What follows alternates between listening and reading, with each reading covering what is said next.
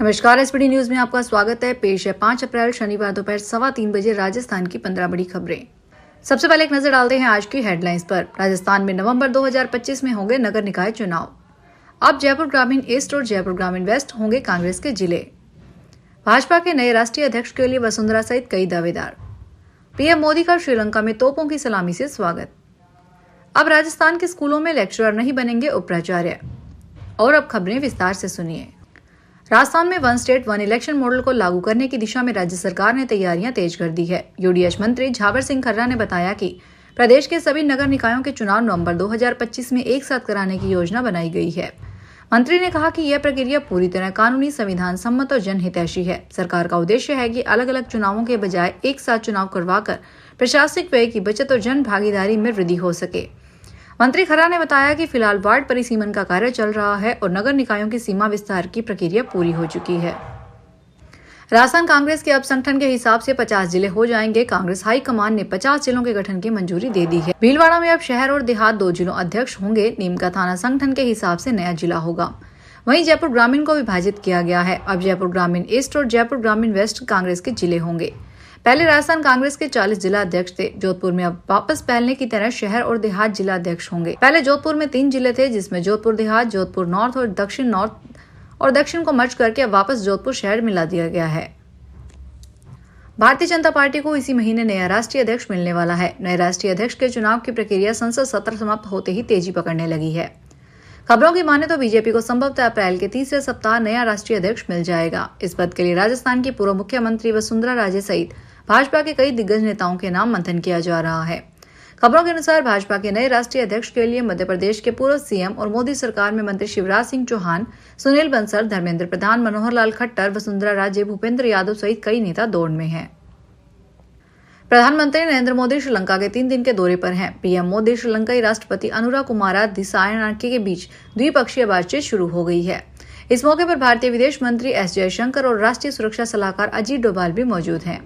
इससे पहले पीएम मोदी को इंडिपेंडेंस स्क्वायर पर गार्ड ऑफ ऑनर दिया गया। इस दौरान उन्हें तोपों की सलामी भी दी गई। अधिकारियों के मुताबिक पहली बार श्रीलंका ने किसी मेहमान नेता का इंडिपेंडेंस स्क्वायर का ऐसा भव्य स्वागत किया है। पीएम मोदी का यह तीसरा श्रीलंका दौरा है। इससे पहले वे 2015 और 2019 में श्रीलंका का दौरा कर चुके हैं। राजस्थान के स्कूलों में व्याख्याता प्रमोशन के बाद उपाचार्य नहीं बनेंगे। सेवा नियमों में संशोधन की तैयारी तेज गति से की जा रही है। स्कूलों में उपाचार्य का पद समाप्त करने की वित्तीय और प्रशासनिक स्वीकृति मिल चुकी है। अब राजस्थान शिक्षा सेवा नियमों में संशोधन के लिए उपशासन सचिव शिक्षा ग्रुप 1 ने निदेशालय से प्रस्ताव भी मांग लिया है। शिक्षा विभाग में व्याख्याताओं को पदोन्नति का लाभ देने के लिए वरिष्ठ व्याख्याताओं के नए पदों का सृजन किया जाएगा। राजस्थान के शिक्षा मंत्री मदन दिलावर शनिवार को बाड़मेर दौरे पर हैं। यहाँ पर उन्होंने बाड़मेर गादान ग्राम पंचायत के भवन का लोकार्पण किया। मीडिया से बातचीत में मंत्री ने कहा कि वक्फ अधिनियम 2013 जो नियायती बेकार था, देश की संपत्तियों को हड़पने वाला था, इस देश को इस्लामिक देश बनाने का षड्यंत्र था। यह प्रावधान कर दिया है कि इस्लाम को मानने वाले लोग कहीं पर भी बैठ जाते हैं। लाखों संपत्तियों का इस प्रकार कब्जा हुआ है। कांग्रेस की सोच थी कि देश इस्लामिक देश बन जाए। थर्ड ग्रेड टीचर ट्रांसफर बोलते हुए उनका कहा कि थर्ड ग्रेड के ट्रांसफर जिले से बाहर नहीं होते। पंजाब के मोहाली में आज पंजाब किंग 11 और राजस्थान रॉयल्स के बीच शाम 7:30 बजे मैच शुरू होगा। दोनों टीमें आईपीएल 2025 में पहली बार आमने सामने होंगी। इससे पहले दोनों टीमें चंडीगढ़ पहुंच चुकी है और प्रैक्टिस कर रही है। दर्शकों को मुल्लापुर स्टेडियम में शाम 4:30 बजे एंट्री मिलेगी। इसके बाद शाम 6:30 बजे Punjabi singer Jasmine Kaur Sandlas live performance देगी। 7 बजे टॉस होगा। मैच के बाद सुरक्षा के लिए 2000 पुलिसकर्मी तैनात किए गए हैं। राजधानी जयपुर में 5 अप्रैल 2025 से अपराधों और अव्यवस्थाओं पर लगाम कसने के लिए पुलिस कमिश्नरेट से 5 सख्त नियम लागू किए गए हैं। ये नियम होटल, क्लब, वाहन मॉडिफिकेशन, सीसीटीवी, पुरानी गाड़ियों की खरीद फरोख्त और सिम कार्ड वितरण से जुड़े हुए हैं। Additional police commissioner doctor Rameshwar Singh ने बताया कि नियमों का उल्लंघन करने वालों पर भारतीय न्याय संहिता की धारा 223 के तहत सख्त कार्रवाई की जाएगी। यह आदेश 5 अप्रैल से 4 जून 2025 तक प्रभावी रहेगा।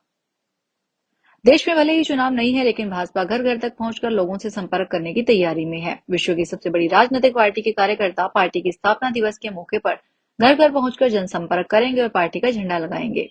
इसके साथ ही बूथ से जिला स्तर तक सम्मेलन आयोजित किए जाएंगे, जहां मीसा बंदियों तथा कार सेवकों का सम्मान किया जाएगा। देश भर में पार्टी 6 अप्रैल को स्थापना दिवस मनाएगी। इसके लिए 7 दिवसीय कार्यक्रम आयोजित किए जाएंगे। जयपुर में परिवहन विभाग ने वाहन नंबरों के फर्जी आवंटन के मामले में बड़ी कार्रवाई शुरू कर दी है। परिवहन सचिव के निर्देश पर आरटीओ कार्यालय ने नंबरों के गलत आवंटन वाले सभी प्रकरणों में रजिस्ट्रेशन निरस्त करने की प्रक्रिया शुरू कर दी है। परिवहन सचिव के निर्देशों के बाद जिला परिवहन अधिकारी रमेश पांडे ने सलुम्बर और सुमेरपुर डीटीओ को पत्र लिखकर फर्जी तरीके से रजिस्टर्ड वाहनों के पंजीयन निरस्त करने के निर्देश दिए हैं। डीटीओ रमेश पांडे की ओर से भेजे गए पत्र के अनुसार कुल 67 वाहनों के पंजीयन कूट रचित दस्तावेजों के आधार पर किए गए थे।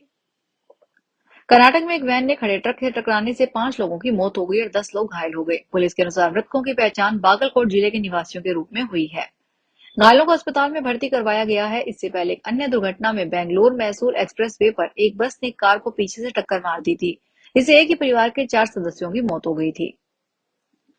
जैन समाज के आचार्य वसुनंदी महाराज का साधु साध्वियों के साथ शनिवार को अजमेर में मंगल प्रवेश हुआ। केंद्रीय बस स्टैंड से जुलूस के रूप में सोनी जी की नसिया तक पहुंचे। मार्ग में श्रद्धालुओं ने मुनि संघ का पाद प्रक्षालन और पुष्प वर्षा का स्वागत किया। जगह जगह स्वागत द्वार सजाए गए और जैन धर्म के जयकारों की गूंज रही। सोनी जी नसिया में धर्म सभा हुई। राजस्थान सरकार ने राज्य की कृषि एवं उद्यानिता और मसाला फसलों को अंतर्राष्ट्रीय पहचान दिलाने की दिशा में एक बड़ा कदम उठाया है। पंत कृषि भवन जयपुर में आयोजित एक दिवसीय कार्यशाला में शासन सचिव कृषि एवं उद्यानिकी राज विशाल की अध्यक्षता में विशेषज्ञों और अधिकारियों ने मिलकर जीआई टैग दिलाने की रणनीति पर विचार किया।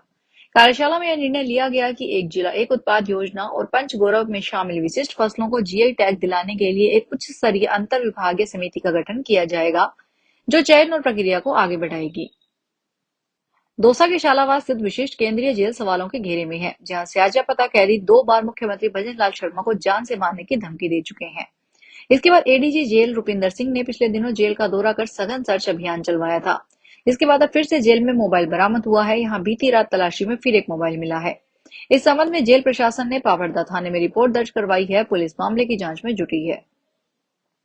उदयपुर शहर से करीब 10 किलोमीटर दूर कानपुर गांव में नगर निगम उदयपुर की सीमा में शामिल करने की अधिसूचना को लेकर ग्रामीणों ने विरोध जताया है।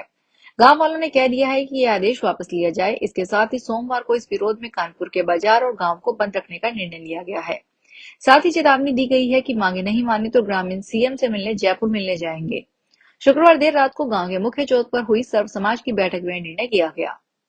फिलहाल इस बुलेटिन में इतना ही। फिर हाजिर होंगे बड़ी खबरों के साथ। अगर आप भी अपने आसपास की छोटी बड़ी और महत्वपूर्ण खबरों से अपडेट रहना चाहते हैं तो सब्सक्राइब कीजिए हमारे चैनल एसपीटी न्यूज को और प्रेस कीजिए बेल आइकन पर।